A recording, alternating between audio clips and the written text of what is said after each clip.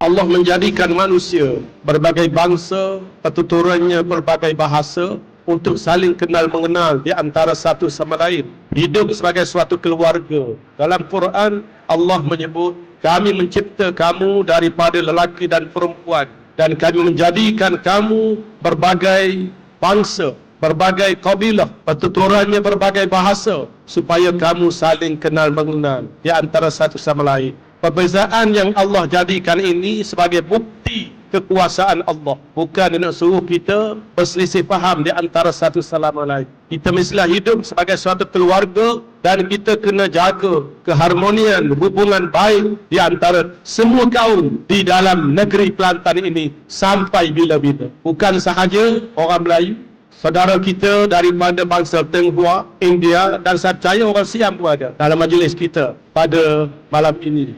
Inilah dia yang diperjuangkan oleh almarhum Tunku Nias, diteruskan oleh Yang Berhormat Datuk Bentara Kanan, dan sekarang ini amanah diserahkan kepada saya, maka inilah yang kita nak berkekalan di negeri Kelantan sampai bila-bila.